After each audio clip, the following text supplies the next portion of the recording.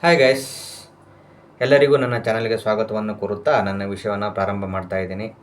ಇದುವರೆಗೆ ನನ್ನ ಚಾನಲ್ನ ಯಾರು ಸಬ್ಸ್ಕ್ರೈಬ್ ಮಾಡ್ಕೊಂಡಿಲ್ವೋ ದಯವಿಟ್ಟು ಎಲ್ಲ ಸಬ್ಸ್ಕ್ರೈಬ್ ಮಾಡ್ಕೊಳ್ಳಿ ಅಂತ ಕೇಳ್ತಾ ನನ್ನ ವಿಷಯವನ್ನು ಪ್ರಾರಂಭ ಮಾಡ್ತಾ ಇದ್ದೀನಿ. ನಾನಿವತ್ತು ಹೇಳಲಿಕ್ಕೆ ಹೊರಟಿರೋ ವಿಷಯ ಅಂತಂದರೆ, ಈಗೊಂದು 3-4 ದಿವಸ ಹಿಂದೆ ಜೈ ಬಾಪು ಜೈ ಭೀಮ್ ಜೈ ಸಂವಿಧಾನ ಅಂಥೇಳಿ ಕಾಂಗ್ರೆಸ್ ಏನು ಸಮಾವೇಶ ಮಾಡ್ತು. ಸ್ವಾಗತಾರ್ಹ, ಒಳ್ಳೆಯ ಬೆಳವಣಿಗೆ. ಸಂವಿಧಾನವನ್ನು ಯಾವುದೇ ಕಾರಣಕ್ಕೂ ನಾವು ರದ್ದು ಮಾಡಲಿಕ್ಕೆ ಬಿಡೋದಿಲ್ಲ, ಸಂವಿಧಾನಕ್ಕೆ ಧಕ್ಕೆ ಆಗಲಿಕ್ಕೆ ಬಿಡೋದಿಲ್ಲ, ಸಂವಿಧಾನವನ್ನು ರಕ್ಷಿಸ್ತೀವಿ ಅಂತ ಹೋದಲ್ಲಿ ಬಂದಲ್ಲಿ ಸ್ವತಃ ರಾಹುಲ್ ಗಾಂಧಿಯವರೇ ಆ ಪುಸ್ತಕದ ಮುಖಪುಟ ಚಿತ್ರವಿರುವ ಸಂವಿಧಾನದ ಪುಸ್ತಕವನ್ನು ತೆಗೆದುಕೊಂಡು ಹೋಗ್ತಾರೆ. ಒಳ್ಳೆಯ ಬೆಳವಣಿಗೆ, ಸಂವಿಧಾನವನ್ನು ರಕ್ಷಣೆ ಮಾಡ್ತಾರೆ ಅಂತ ಜನರಲ್ಲೆಲ್ಲ ಭಾರಿ ವಿಶ್ವಾಸ ಬಂದಿದೆ, ಆಗಬೇಕು ಕೂಡ. ಇದೇ ಕಾಂಗ್ರೆಸ್ ಪಕ್ಷ ಕರ್ನಾಟಕದಲ್ಲೇನು ಭಾರಿ ಬಹುಮತದಿಂದ ಅಧಿಕಾರಕ್ಕೆ ಬಂತು. ಅಧಿಕಾರಕ್ಕೆ ಬಂದ ತಕ್ಷಣ ಸಿದ್ದರಾಮಯ್ಯನವರ ಮೇಲೆ ಬಂದಂತಹ ಮೂಢ ಹಗರಣ ಅರ್ಥಾತ್ ಆರೋಪ ಬಂತು. ಆಗ ರಾಜ್ಯಪಾಲರು ಏಕದಮ್ ಖಳನಾಯಕನನ್ನಾಗಿ ಅವರನ್ನು ಬಿಂಬಿಸಲಾಯಿತು. ಏಕೆ ಅಂತಂದರೆ ಅವರು ಪ್ರಾಸಿಕ್ಯೂಷನ್ಗೆ ಅನುಮತಿ ನೀಡಿದರು ಅಂತ. ಅದು ಭಯಂಕರ ನಾಟಕ ಬೆಳವಣಿಗೆಗೂ ಕಾರಣವಾಯಿತು. ಸಚಿವ ಸಂಪುಟ ಸಭೆಯಲ್ಲೇ ಸಿದ್ದರಾಮಯ್ಯನವರು ನಿರ್ದೋಷಿ, ಅವರದ್ದೇನು ತಪ್ಪಿಲ್ಲ ಅಂಥೇಳಿ ಇವರು ಪಾಸ್ ಮಾಡಿದ್ದ ಅಂಗೀಕರಿಸಲಾಯಿತು ನಿರ್ಣಯ. ಇವೆಲ್ಲ ಆಯಿತು. ಅಂದ್ರೆ ರಾಜ್ಯಪಾಲರು ನಾವು ಹೇಳ್ದಂಗೆ ಕೇಳಲಿ ಅನ್ನೋ ರೀತಿಯಲ್ಲಿ ಇವರು ವರ್ತಿಸಿದ್ರು ಕಾಂಗ್ರೆಸ್ನವರು. ಬಟ್ ಆದರೂ ರಾಜ್ಯಪಾಲರು ಅವರು ಯಾವುದಕ್ಕೂ ಸೊಪ್ಪು ಹಾಕದೆ ಅವರು ಪ್ರಾಸಿಕ್ಯೂಷನ್ಗೆ ಅನುಮತಿ ನೀಡಿ ಅರ್ಥಾತ್ ತನಿಖೆಗೆ ಆದೇಶ ನೀಡಿದರು ಅವರು. ಆವಾಗ ಏನು ಅವ್ರ ವಿರುದ್ಧ ಏನು ಪ್ರತಿಭಟನೆಗಳೇನು, ಇವ್ರ ಹೇಳಿಕೆಗಳೇನು, ಕಾಂಗ್ರೆಸ್ಸಿನ ನಾಯಕರ ಹೇಳಿಕೆಗಳೇನು, ಮೋದಿಯವರು ಇದೆಲ್ಲ ಮಾಡಿಸ್ತಿದ್ದಾರೆ, ಮೋದಿ ಅಮಿತ್ ಶಾ ಅವ್ರು ಮಾಡಿಸ್ತಿದ್ದಾರೆ, ಎಲ್ಲ ಬಿ ಜೆ ಪಿಗರ ಕರಾಮತ್ತು ಇದು, ಅವ್ರನ್ನ ಒಳಸಂಚು, ಹಾಗೆ ಹೀಗೆ ಅಂಥೇಳಿ ಇವರು ಖಳನಾಯಕರ ರೀತಿ ರಾಜ್ಯಪಾಲರನ್ನು ಬಿಂಬಿಸಿದರು. ನಾನು ಕೇಳಲಿಕ್ಕೆ ಇಷ್ಟಪಡ್ತೀನಿ ಕಾಂಗ್ರೆಸ್ ನಾಯಕರಿಗೆ ಅಂತಂದರೆ, ಏನಂತಂದರೆ ಸಂವಿಧಾನ ರಕ್ಷಣೆ ಮಾಡ್ಲಿಕ್ಕೆ ಹೊರಟಿರುವಂಥ ಅಗದಿ ಬೇಸಿಕ್ ವಿಷಯ ಅಂತಂದರೆ ರಾಜ್ಯಪಾಲರನ್ನ ನೀವು ಈ ರೀತಿ ಅಗೌರವ ರೀತಿ ತೋರ್ತಾ ಅವರೇ ಯಾವುದೇ ನಿರ್ಣಯವನ್ನು ಒಪ್ಪದೇ ಇದ್ದರೆ ನೀವು ಸಂವಿಧಾನಕ್ಕೆ ಏನು ಬೆಲೆ ಕೊಟ್ಟಂಗಾಯ್ತು? ಆಯಿತು, ಅದು ಹೋಗಲಿ.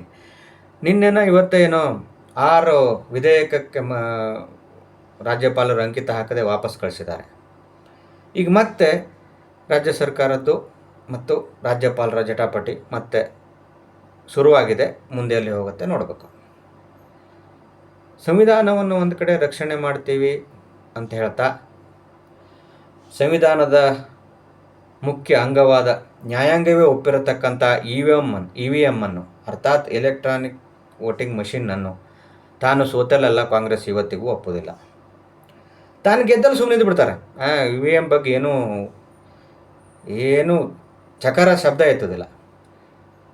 ತಾವೆಲ್ಲಿ ಸೋತ್ವಿ ಅಲ್ಲಿ ಇ ವಿ ಎಮ್ಮು ಸರಿ ಇಲ್ಲ, ಎಲ್ಲ ಇ ವಿ ಎಮ್ನಿಂದನೇ ಬಿ ಜೆ ಪಿ ಗೆಲ್ತಾ ಇದೆ. ಇವರಿಗೆ ಬೆಂಬಲಿಸಲಿಕ್ಕೆ ಒಂದಷ್ಟು ಸೋಷಿಯಲ್ ಮೀಡಿಯಾದಲ್ಲಿ ಒಂದಷ್ಟು ಜನ ಇದ್ದಾರೆ. ಇ ವಿ ಎಮ್ ಹಟಾವ್ ದೇಶ ಬಚಾವ್ ಅಂತ.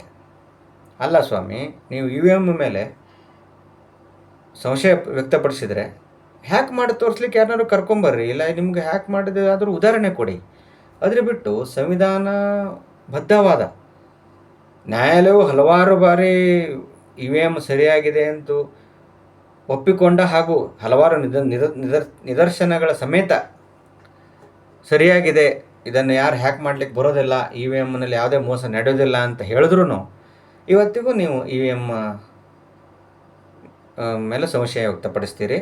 ಪಾದಯಾತ್ರೆ ಬೇರೆ ಮಾಡ್ತಾರಂತೆ ಕಾಂಗ್ರೆಸ್ಸಿಗರು ಈ ಸಲ, ಇ ವಿ ಎಮ್ ಹಟಾವ್ ಅಂತೇಳಿ. ಸಂವಿಧಾನ ಉಳಿಸ್ತೀವಿ ಅಂತ ನಿಮ್ಮ ಅಭಿಯಾನಕ್ಕೆ ಜನರು ಭಾಳ ಮೆಚ್ಚುಗೆ ವ್ಯಕ್ತಪಡಿಸ್ತಾರೆ, ಬೆಂಬಲಿಸ್ತಾರೆ, ಭಾಳ ಜನರಿಗೆ ಖುಷಿನೂ ಆಗತ್ತೆ.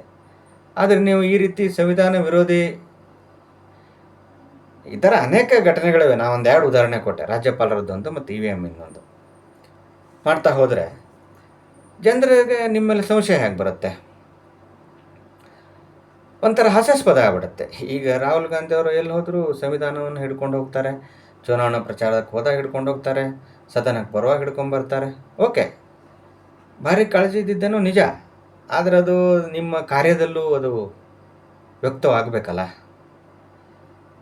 ಸೊ ನೀವು ಮೋದಿ ಸರ್ವಾಧಿಕಾರಿ ಅಂತ ಹೇಳ್ತಾ ರಾಜ್ಯದಲ್ಲಿ ರಾಜ್ಯಪಾಲರಿಗೆ ಅಗೌರವ ತೋರ್ತಾ ಇದ್ದರೆ ಅದು ಯಾವ ರೀತಿ ನೀವು ಸರ್ವಾಧಿಕಾರಿ ಅಲ್ವಾ ಅಂತೇಳಿ ಜನ ಸಹಜವಾಗಿ ಪ್ರಶ್ನೆ ಮಾಡ್ತಾ ಇದ್ದಾರೆ. ಸೊ ಗೈಸ್, ಇವತ್ತಿನ ವಿಷಯವನ್ನು ಮುಗಿಸ್ತಾ ಇದ್ದೀನಿ. ಏನಾದ್ರು ತಪ್ಪಿದ್ರೆ ಕ್ಷಮಿಸಿ ಅಂತ ಹೇಳ್ತಾ, ಜೈ ಹಿಂದ್, ಲವ್ ಯು ಗೈಸ್.